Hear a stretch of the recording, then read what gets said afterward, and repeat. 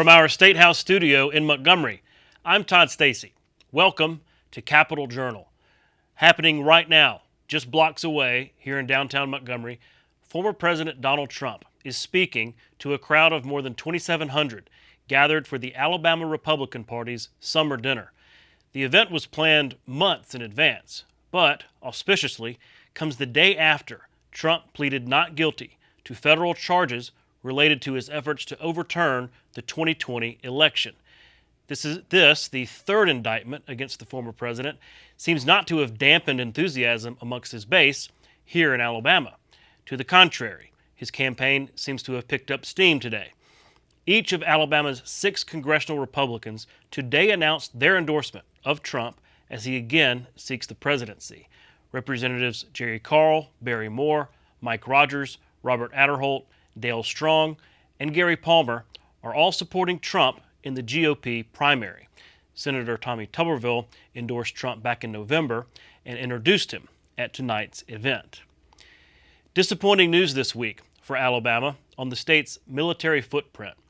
President Joe Biden announced that he is officially reversing the previous administration's decision to permanently locate U.S. Space Command in Huntsville. He's decided to keep it at its temporary headquarters in Colorado Springs.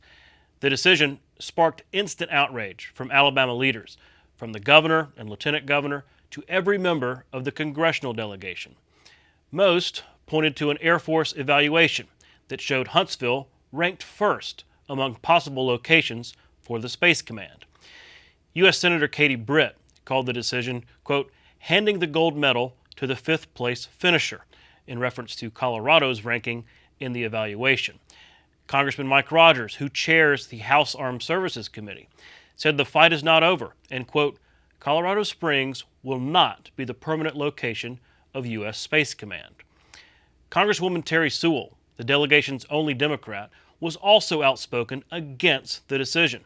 She said she expected more of the president, but also cast blame on U.S. Senator Tommy Tuberville, who has battled the White House and the Pentagon with his hold on military promotions in protest of the Pentagon's new abortion travel policies.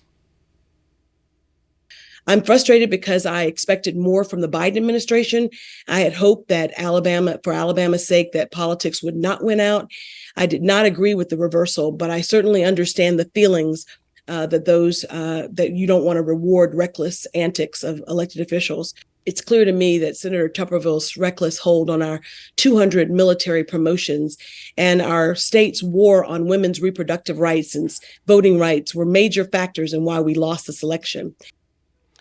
Tuberville answered those criticisms directly, saying his hold on military promotions had nothing to do with the Space Command decision and that the fight will go on to bring the program to Huntsville. Well, even President Biden said military holds didn't have anything to do with it. But we've been fighting this for 3 years.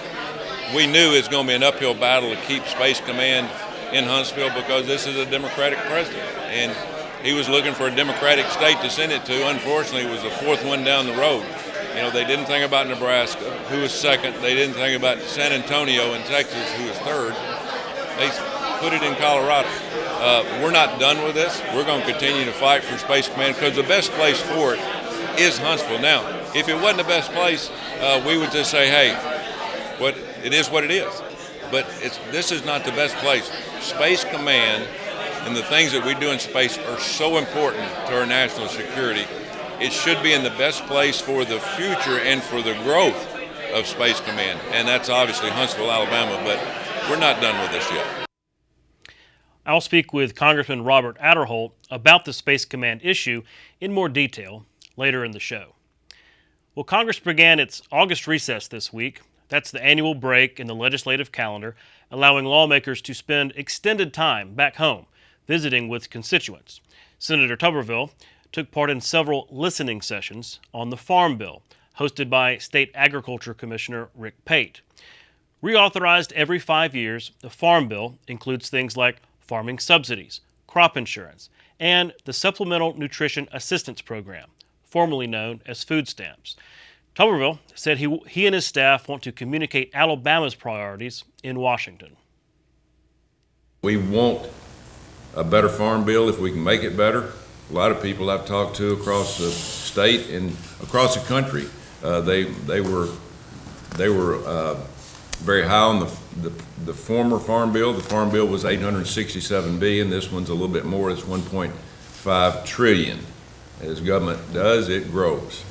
And of course, you know, we're dead broke as a country, $32 trillion in debt. We got to find a way to start cutting money, but it is not going to happen in the farm bill. We need to help farmers.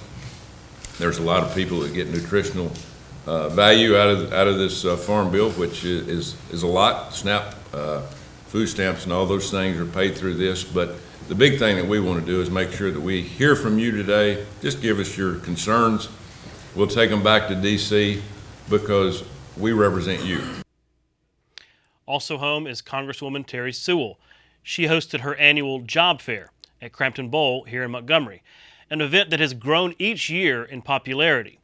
Sewell said it's not just for those without a job, but also for those looking for a better job. I host these jobs fairs every year, as you will recall, every year since I've been elected to Congress, to connect job seekers in my district with employers across the state. And today we expect to welcome hundreds of job seekers. In fact, before the doors opened today at 10, we had the line was wrapped around the venue. U.S. Senator Katie Britt announced this week that she was briefly hospitalized over the weekend after experiencing numbness in her face. Doctors told her it was the result of nerve swelling, possibly caused by a post-viral infection. The senator is now resting at home, where recovery could take several weeks. She said, quote, "I am grateful for the medical professionals providing excellent care, and my family and I are deeply grateful for your prayers."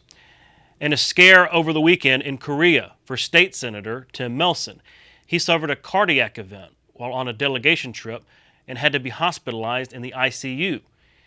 He is now recovering, and his son Tyler says the senator is off the ventilator, alert, and talking.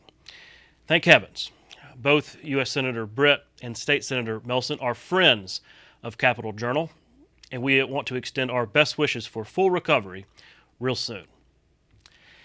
This week marked National Night Out, an annual community building event that promotes relationships between police and the public, as well as neighborhood camaraderie. Capitol Journal's Karen Goldsmith reports from one such event. National Night Out is a time for the community to support unity, safety, and awareness. It's also a time for law enforcement to connect with residents under positive circumstances, which meant food and games for families and the adventurous type. Montgomery County Sheriff Derek Cunningham explains National Night Out's purpose. It's a recognized day nationally where people in law enforcement, public safety entities come out, and we try to work with the community and let the community know how to protect themselves and how to report suspicious activity. And this is the time for us to be able to talk with them, to let them know they're our eyes and our ears. The Montgomery County Sheriff's Department's event was a law enforcement menagerie. Public safety, city police, college police, state police, emergency responders, and the state's corrections department were among the many participants. The United States Attorney's Office for the Middle District of Alabama was also there because of their commitment to community outreach. To make sure that crimes are reported, to make sure that individuals know where to go if they feel that they have been the victim of a crime. We reach out to try to provide resources to people when they have suffered incidents that, if they're not criminal, they might be civil. Among the many resources they shared was one asking students to take a pledge against gun violence. Committing to not bringing guns to school, not resorting to violence, coming up with constructive ways to resolve differences. Sheriff Cunningham adds that another purpose of National Night Out is to give young people a positive perception of police. Navia Roberts. They're super nice and they always have a happy time. And when they're saving people, they're being good people. Navia says when she sees police lights and hears sirens, I think it's trouble. I think they saved a whole new person's life and inspired them to be a saver like them. and that's why she wants to be a nurse or doctor. More than 38 million people in 50 states participated in this annual event. For Capitol Journal, I'm Karen Goldsmith. Last week, Randy Scott reported on the observance of the 75th anniversary of the desegregation of the United States military. In part 2 of his series, Randy talks to one person with a unique perspective on that milestone. You're looking at 2 chapters of history. On the right, you have Colonel Aries Mincer, the first African-American female commander of Maxwell Air Force Base in Montgomery. The young lady on the left is Romay Davis, who at 103 years old is a U.S. Army veteran of World War II. Both are here in Montgomery to celebrate the 75th anniversary of Order 9981, the rule issued by President Harry Truman desegregating the U.S. military. I was assigned to the motor crew. I was glad I didn't like doing the man. I wanted the guys to be satisfied, but I needed to be active. The city of Montgomery is used to being a part of history. We'll add a new chapter to that story as they honor the anniversary of an act that changed the American military. And that story has a Montgomery twist to it. Romay Davis joined the Army to serve her country. Instead of fighting on the front, she and her battalion, the 6888, were assigned another task: to fix the military mail delivery service during World War II. There was no texting or email back then, so many times mail was the only form of communication between America and those serving overseas. And there are those who believe Davis and her group could not do this job. The people had been trying to get settled the mail situation settled for a very long time before we got here. As a black group, we did the job. The women, 6888, got the mails from the men in half of the time expected. Their success resulted in the ladies receiving the Congressional Gold Medal. And I was stunned. I didn't know that we would get a medal. I guess most of the women didn't need it. They didn't expect it. But what a shock that I received that it was given to us. Mr. Mayor, we are so glad you are here. We have a special presentation. There are certain things that we have to do because we know better, and we should stand as so many, like Ms. Davis and so many others that were listed here, and so many more that were not, have stood in the face of challenge to progress. Perseverance and opportunity are concepts, and those simple words actually lay out a strategy, a plan, and roles and responsibility. Perseverance is on us, each and every one of us individually. That's what you do. You persevere. That's what Ms. Romay did, and it's such a delightful story. For Capitol Journal, I'm Randy Scott. This week in the State House, the Joint Legislative Contract Review Committee met for its monthly oversight meeting on various agreements that agencies are entering into. The committee doesn't have the power to nullify contracts, but it can delay them.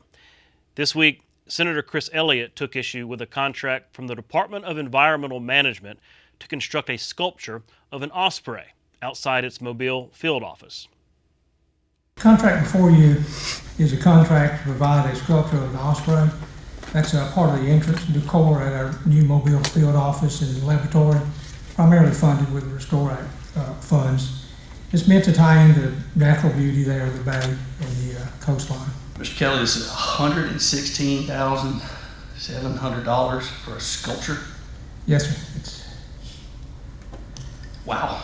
Well, it's stainless steel and it's outside, so it's designed to stand the test of time. It's about not quite 1% of the overall project. It's meant to allow the building to be a little more inviting, a little more environmental, aesthetically. Don't do this. Please, don't come before us with this kind of stuff.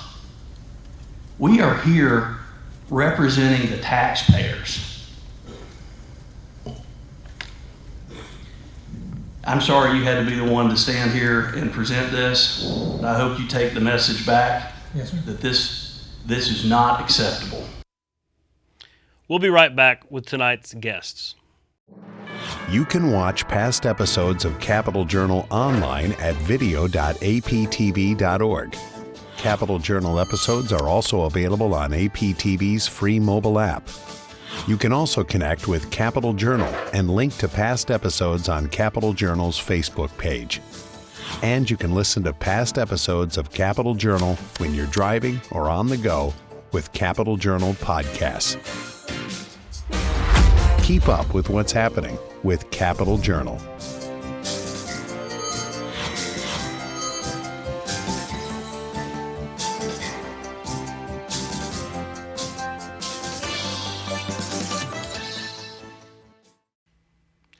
Joining me next is Congressman Robert Aderholt from Alabama's 4th Congressional District. Congressman, thanks for coming on Capital Journal. It's great to be with you, Todd. Thanks for having me on. Well, we're talking about Space Command. That's been the big news of the week. I know you expressed some serious disappointment about President Joe Biden's decision to basically reverse President Trump's earlier decision to permanently locate Space Command in Huntsville. President Biden wants to keep it where its temporary headquarters is in Colorado. Can you walk me through your main objections to this decision? Well, first of all, let me just say that President Trump announced, my understanding, he announced a couple of years, 2 or 3 years ago, that Space Command would be in Huntsville, but it wasn't his decision. This was a decision that was made by an independent working group.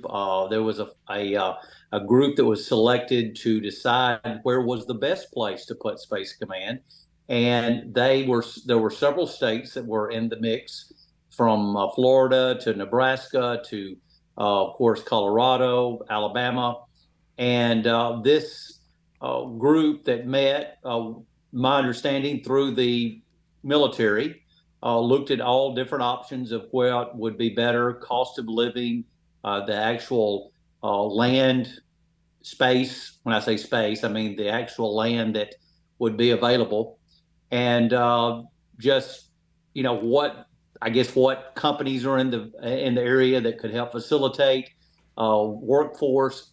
All those things were taken into consideration, and North Alabama came out number one, and that's I think. So while Trump did announce it, it was under his watch that happened. It was an independent commission, and I think that's what's important here is that, in my understanding, they actually did a redo after Biden came into office, and still Huntsville came out number one. That Inspector General, that second Inspector General, basically. Right. The Huntsville came number one. Colorado was actually, I believe it was fifth. I know it was at least fourth, but I'm pretty sure it was fifth. And so from that standpoint, it was very, discouraging to see that this independent group, and I call it independent group, it was with the military. It wasn't, and when I say independent, I mean it was political. It was what was best for the Space Command in general. And they looked at several options, and Huntsville came out number one. And, that's why I think this is so discouraging to a lot of Alabamians, is that now it seems like we're playing politics with it. Well, yeah, I mean, it certainly sounds just from the outset like a political decision, or at least that's where the rhetoric is. And about every story that you have seen over the last week has, in that story has been abortion politics from a couple of angles. Number one is Alabama's law that became effective after the Dobbs decision, right, Roe v. Wade being overturned, which is one of the strictest abortion laws in the country, plus Senator Tuberville's continued hold on military promotions, and sort of that battle with the Pentagon over its abortion policy. It's in every story. The White House says that's not part of it. Senator Tuberville says that's not part of it. But is abortion politics, in your measure, inserted at all into President Biden's decision here? Well, I hope not. Let me just say that if you're going to start deciding where our military installations are going to be based on abortion and on political aspects like that, then I think it's a dangerous road to go down. And so that's why I know that many people in the Biden administration did not like the Dobbs decision, but it was the Supreme Court, which was not anything to do with Congress or with the executive branch. And so, if it is that, then this is really a bad sign for the way that this country is headed militarily, deciding what states will get what. And then you've got to look on the other side. So does that mean when there's a Republican president, then they will look at putting things that are more red states? So I really hope that's not it. But obviously there's that question that's lingering out there. What about the argument that I keep hearing from the other side and really from the Biden administration about, well, look, this Space Command has been temporarily headquartered in Colorado for a long time.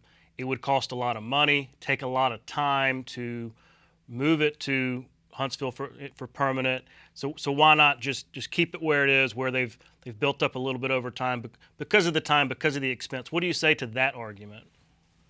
Well, my argument would be, number one, that why was that not taken in consideration when they first decided and put Colorado at number 5? So obviously they knew it could possibly be moved somewhere. So, in my understanding, it was only a temporary headquarters there in Colorado anyway. It was always understood that it was going to move somewhere. Possibly it would stay in Colorado, but it was never designed to stay in Colorado. And that's why this makes this so confusing, is the fact that you would think that this argument would have been something that would have been taken in consideration before they ever did the selection process. Mm-hmm. Well, looking forward, what recourse do you think Alabama, the delegation, might have in this? I mean, you're on appropriations. You're a veteran appropriator. You've got Congressman Rogers there as House Armed Services Chairman. Lots of clout, especially in the House, in that House delegation. Looking forward, is there any kind of recourse that Alabama has in terms of legislation, whether it's on the appropriations side of it or the authorization side of it? Yeah, we're going to be looking at, I think, different options.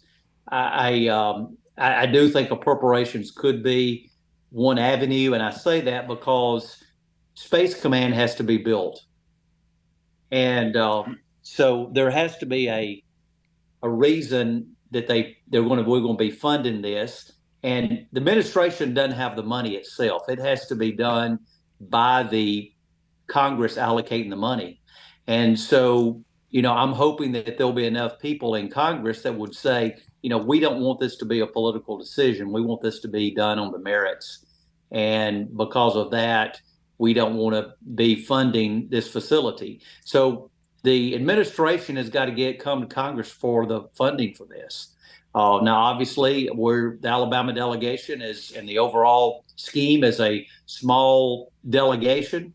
But at the same time, I think what rings true is the argument that we don't want politics being the deciding factor in where our military installations will go in this country, and decide, what direction our military is going to go in. Well, yeah, and you kind of referenced that earlier, because it's, to someone who's not plugged into Congress and plugged into all these, Department of Defense decisions. Obviously, this is a big one.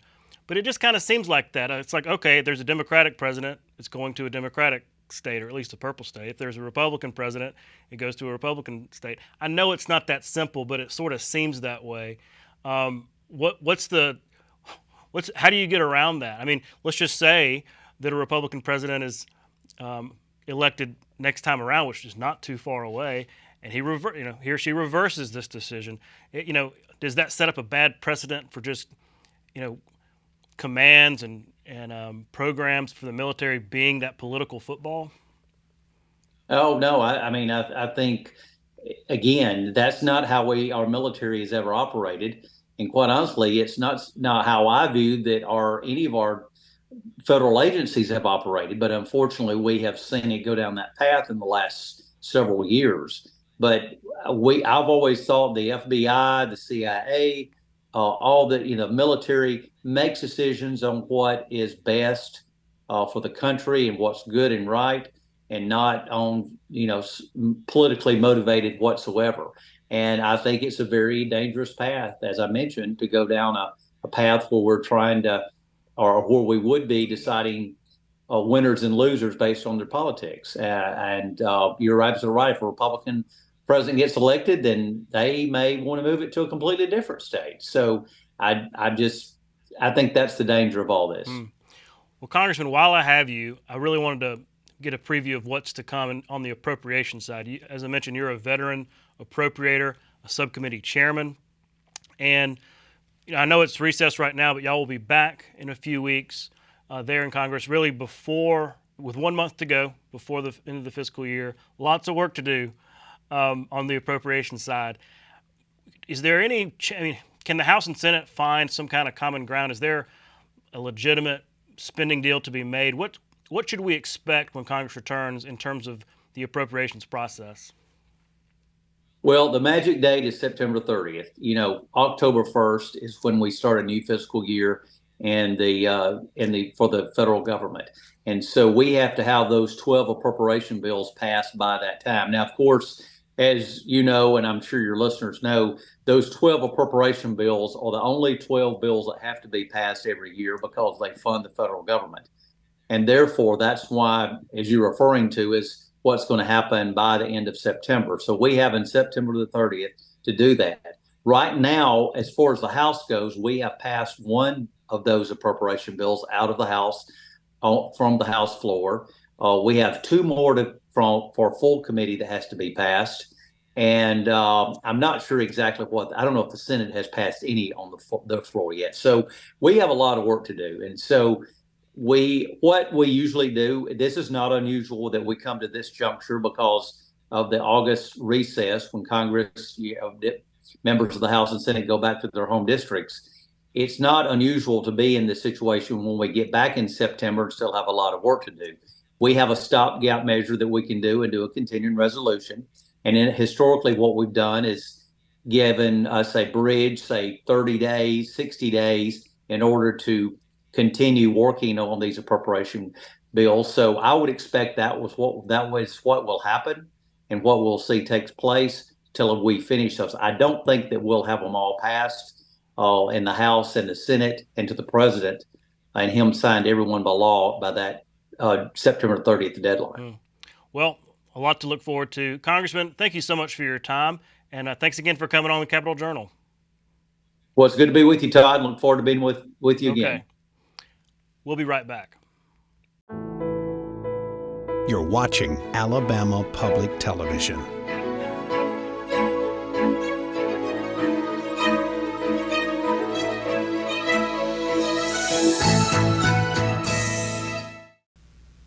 Joining me next is Ed Castile, Deputy Secretary of Commerce and Executive Director of AIDT. Ed, thanks for coming on the show. Well, thanks for having me. Enjoy always coming on the show. Well, I'm glad to have you here, and we're talking about workforce. We'll get to that in a second. You're advertising, of course. You've got the Alabama Works logo, right. The Made in Alabama That's right. Logo. Yes. I appreciate the branding, But I wanted to ask you to remind our audience about Commerce, Alabama Works, and especially AIDT, and the role it plays in the state's economic development Sure. and workforce efforts. Sure, happy to. The AIDT, Alabama Industrial Development Training, has been in existence since 1971. There's been two directors full-time. I'm the second, and I'm in my 30th year. Wow. And it's been, as you know, since 1993 when Mercedes landed, it's been quite a ride for us in the state. But AIDT's job is to help not only bring the companies in as an incentive, and the incentive is if you bring your business to Alabama, the state will assist you with recruiting, screening, and training your employees at no cost. Incentive, obviously. And so since we started, we've continued to improve our program and help many companies, many named companies, as you know. Not every company uses the AIDT, but most of the ones that the governor brings in, Greg Canfield, Secretary Canfield brings in, and those before him,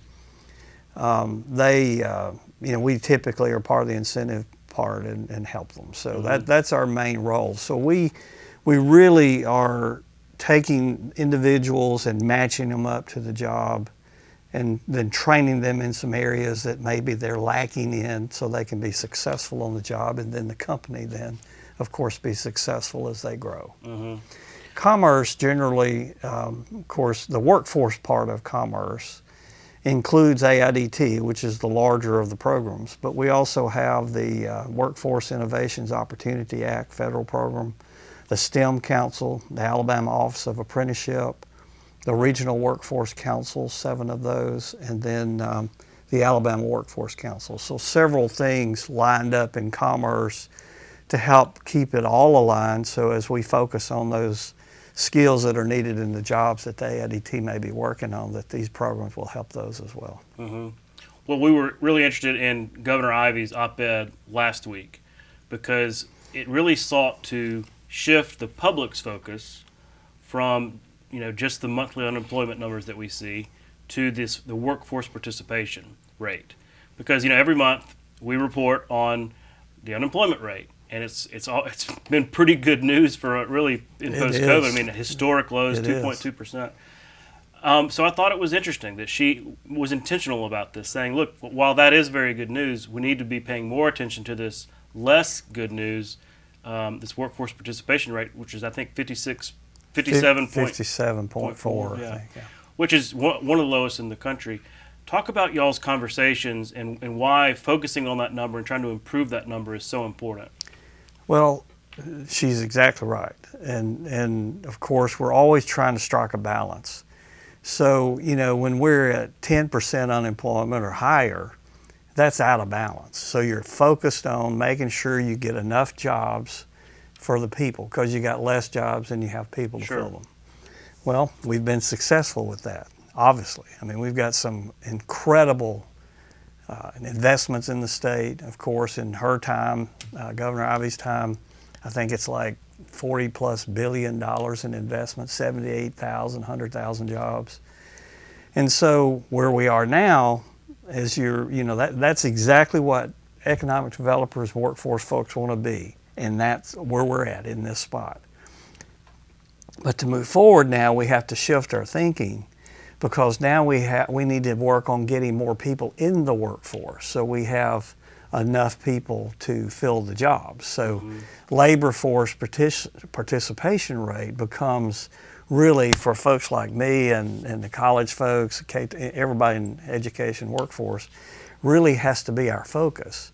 We've done one big job, and that's get our unemployment to a great spot, and we like that.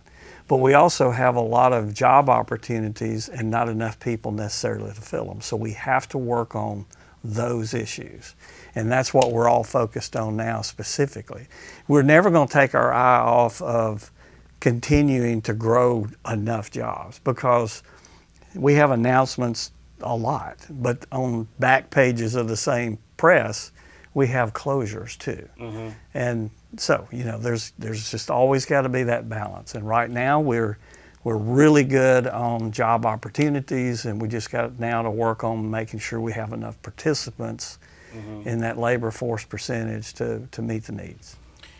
Because what we're talking about is folks that are of age, able to work, choosing not to for one reason or another. And I imagine there's always going to be a percentage of folks who, for one reason or another, are not going to. But I know y'all did some survey research not too long ago talking about barriers to the workforce. Like, why aren't you participating? Right. There were things listed like transportation. Things, a lot of us take transportation for granted, but that's a real barrier for some people. Childcare and elderly care, caring for an elderly parent. That was a big one. If you combine those two, it's a really big one. So talk about, what you learned from that survey and how the state and maybe some private sector partners can help break down those barriers. Sure. Well, I got to say, there's a lot of, when you're in this situation we're in, and the pandemic certainly shined the light on or highlighted, a lot of these issues rapidly. Mm-hmm. We would have gotten there anyway to where we're at, but pandemic just escalated that issue. So back to your question, there are barriers, and many of the people who are working today have little to no barriers.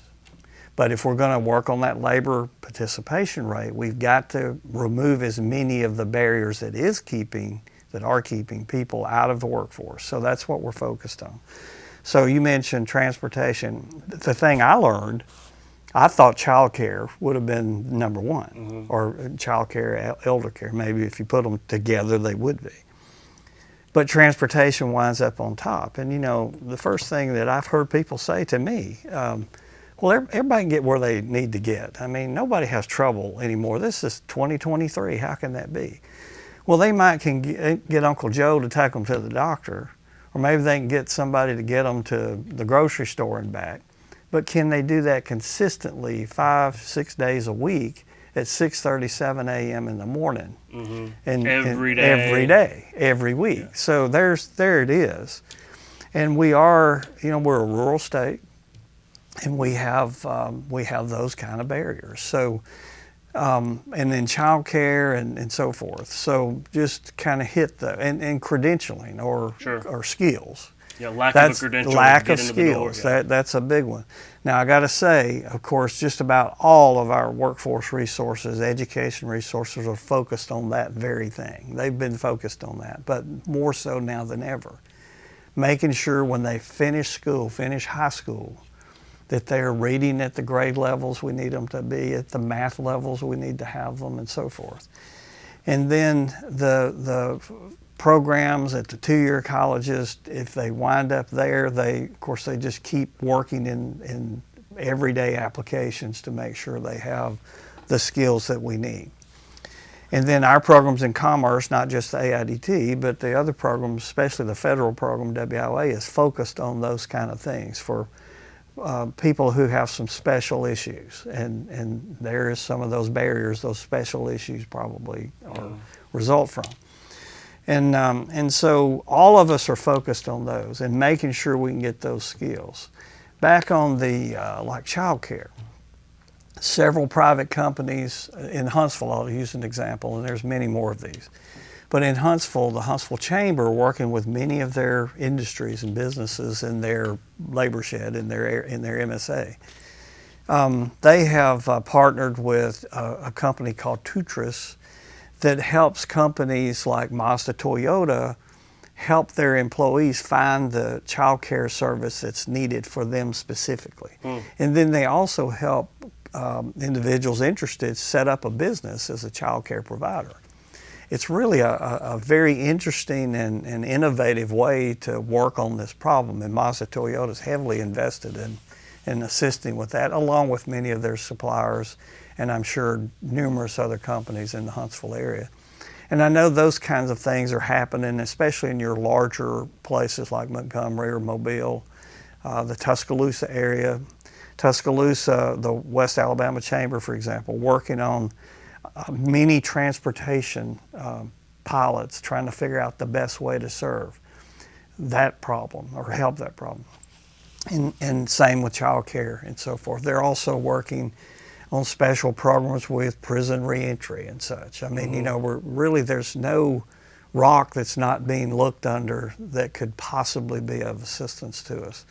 But the companies are putting their resources into this just as much as state and federal resources. So we're very fortunate to have companies in our state that can see they need to be part of this solution, not just on the sidelines talking about the problem, but helping us with the solution. Yeah.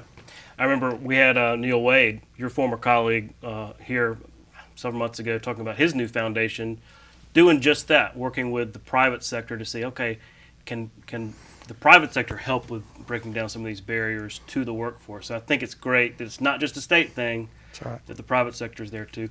While I've got you, real quick, we don't have much time, but I know you're heavily involved in economic development, recruitment, and I'm curious how it has changed now that we can finally say it's post-COVID, because I have to think that workforce, it's always been important, always been right up there. I mean, Secretary Canfield himself said it's probably more important than incentives in terms of recruiting companies.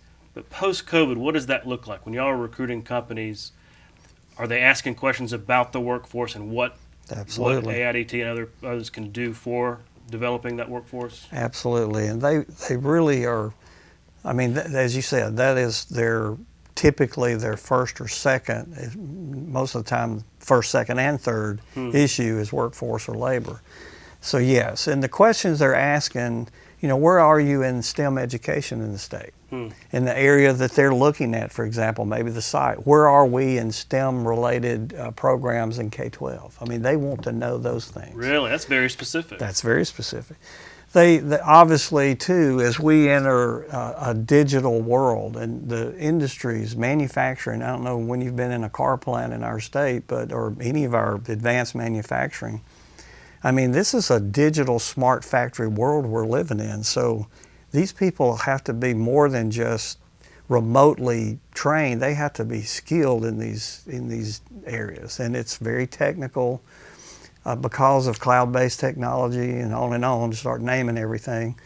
The inside of a car plant's changing about as fast as the technology in your phone. I mean, it's that quick. And so we have to have a workforce to meet that need. And, everywhere, all over the world, that's the same. Well, we in Alabama are very focused on that. And our secret sauce, Ed's opinion, you didn't ask, but in my opinion, is that we do talk and listen and work with the companies directly. And so when you listen to the customer and then find solutions for that need, for that issue, then you win. And that's where I think we're really doing a very good job with it. But it's one of the most critical points. And if they can't get the workforce or they think they can't get it, then we're not going to win as a state. For the first time in my time in many years in Alabama, I think we have all of our leadership focused on this. Legislative leadership, the governor's office, obviously, they've created the governor's office of education workforce transformation that Nick Moore heads up. I mean, focused on making sure programs that we have in commerce, that the AIDT is lined up and looking at the real data that helps us know and understand what the need is and how we're going to and what we do to create and innovate to solve the problems. Well, like I said, it's a conversation that is just getting started, and we're going to be talking about it a lot more. Ed, thanks so much for coming on the show. Thank you. Always a pleasure. Good to see you, my friend. Yes, sir. We'll be right back.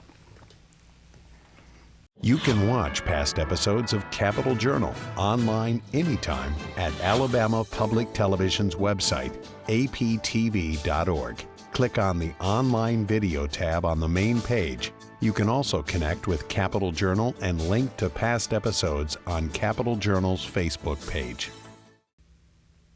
Joining me next is Sergeant Jeremy Burkett from the Alabama Law Enforcement Agency. Sergeant, thanks for coming on Capitol Journal. Hey, thank you so much for having us. Well, I was eager to have you on after we got y'all's news release. I guess it was earlier this week or last week about Trooper Charles May, who was exposed to this substance. You're calling it trank. I guess it's a street name. It's a mix of fentanyl and xylazine. I'm hoping I got that right. Yes, sounds like a dangerous cocktail of a drug. It is absolutely something that we're really new to in law enforcement, because basically xylazine is a horse tranquilizer. Wow. So it's something that you would use to potentially tranquilize a 1,200-pound animal, and now you're mixing it with fentanyl, which is again a very dangerous drug, and that's what we really want. Two things, the public to understand, but also for us as law enforcement, because this is a new challenge. Hey, how do we deal with this from an officer safety standpoint? And then even just as you said, we've had one of our own that potentially had an exposure to it. It's caused him a lot of issues. And that's one thing we do want to share and highlight, and we just continue to ask everyone to continue to pray for Charles May and his family, because this has caused him some health issues since this incident. Did I read that it does, because it's not an opioid, it may not respond to the same is it Noxolone? Well, just Narcan is the easiest. Narcan, okay. That's just that's what we commonly refer to it. And again, just so people know what we're talking about. So we call it Narcan.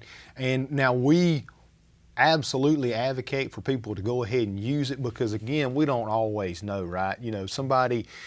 It'll be once these drugs are taken in, we would send them to the Alabama Department of Forensic Science, and they would run tests to be able to establish exactly what some of these chemicals are, because they can be mixed. But absolutely, if you feel like there's a situation where somebody's had a potential exposure to one of these substances, give them the Narcan, because you're just going to be so much better off to do that, because fentanyl and xylazine, from the human standpoint, would create a lot of the same reactions. Again, they call it tranq, also known as a zombie drug, and they refer to these things like, hey, they'll say, well, that person's on the nod, because it makes you very lethargic. It basically kind of, you may be able to hear and see things, but the individual may not even be able to respond, so it would be something similar to a seizure, or they're not responsive. So if you were to encounter somebody in that condition and you've got Narcan available, administer it. And even for us as law enforcement, and that's kind of what happened with Trooper May in this situation, he had executed a custodial arrest for somebody that was impaired, then that individual fell ill, then he was actually in the process of administering Narcan, so that's a life-saving measure, and then during that process may have become exposed to it. And then subsequently had to have Narcan administered to him, and then both the individual and Trooper May had to be taken to the hospital. Wow, it's also just a reminder of what you guys face out in the field every single day, new threats, even emerging. And I know here in the legislature, they passed a law last year about exposure to law enforcement. It's going to have to be updated next year just because of some paperwork issues, but maybe this new tranq thing will be taken under consideration. And whatever future drugs, this is new to me. Oh yes, sir. Well, and again, and it's not that necessarily, and we love this opportunity to share this, and we realize that xylazine may not be new, but the fact that somebody's taking this chemical and then mixing it with fentanyl to really create this very potent and dangerous street drug is new, and because it's so strong, and that's what we go back to fentanyl. Just remember, prescription fentanyl, and that's not what we're talking about here. This is something that was made illegally. It's going to be fully synthetic, may have been, manufactured in a peel mill or some type of lab where they're not really making sure what goes into it. But prescription fentanyl is 50 or 100 times stronger than morphine. So again, we're talking about a synthetic fentanyl mixed with a horse tranquilizer. So even if your skin comes in contact with it, you could absorb it, and depending on, your tolerance or your chemical makeup of the individual, you could have a severe reaction to these things. And so that's what's really so dangerous, from an officer safety standpoint. We got to make sure officers have gloves on and they're taking those precautions. So once they see these things, we're having to kind of change our tactics and procedures for even how we deal with it, because even 5 years ago, you wouldn't have seen that. We weren't equipped with Narcan, whereas now that's standard. Every arresting officer with the Alabama Law Enforcement Agency is equipped with Narcan now. Wow, scary stuff. While I have you, I want to talk about Dadeville. Yes, sir. Because that's where, everybody sees your face, and you are a very familiar face, mainly because of that, because the Dadeville shooting became not just a statewide issue, a national issue with this manhunt that ensued. So I wonder, I know there's plenty you can't talk about in terms of the case and what is going to happen in the courtroom and all that, and evidence. But take us inside a little bit, as much as you can, into Aaliyah as this is going on. This becomes a manhunt. This becomes a hugely intense situation. What is it like, and from your perspective and inside the agency? Well, for us, from a law enforcement standpoint, and tunnel vision is not the right term, but when these situations happen for us, because we do some of these things every day, I think that sometimes that may be missed.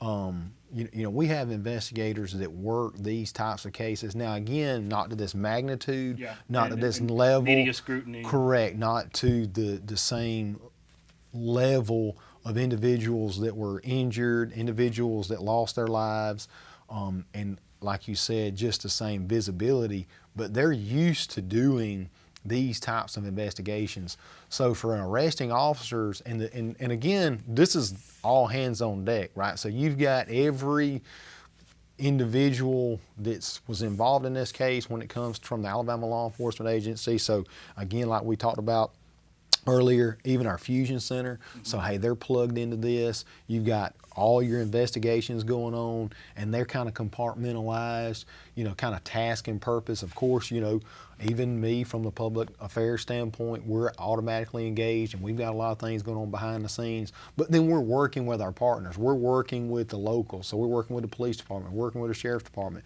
We're working with our federal partners, the ATF, the FBI. And all of these things are kind of happening simultaneously. And I will say, we're so fortunate in the state of Alabama to have really good relationships and good partnerships, and we tend to get really laser focused on what we're trying to achieve. So, it's not that, I don't mean this to sound cavalier, but we don't necessarily consider all those things because we're trying to get to the facts so we can bring justice to bear for the families.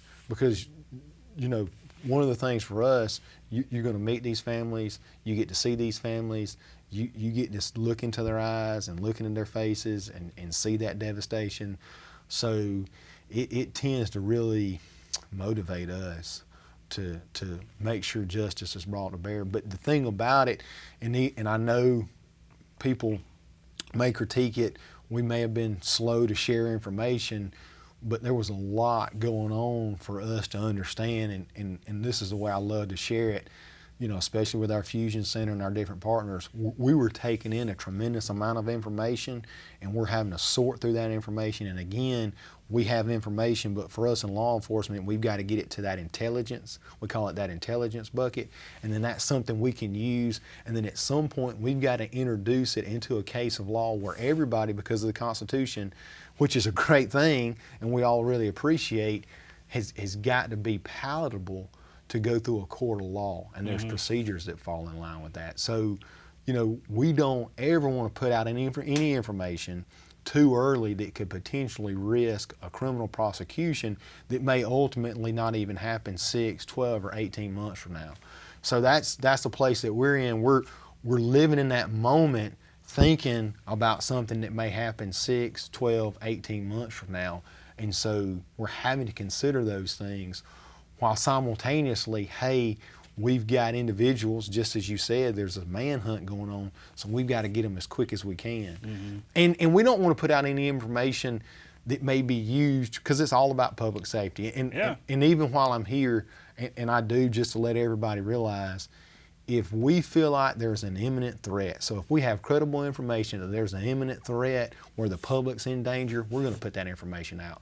What we're not going to do is, if we have information where we have suspects that may be at large, we're not going to put out information. Don't tell them that you know where they are. Right? That those individuals can use to eventually evade capture. That's not. We're not going to do that. Well, and I get it. I think you talk about criticism or frustration. We're in the age of Twitter, live TV.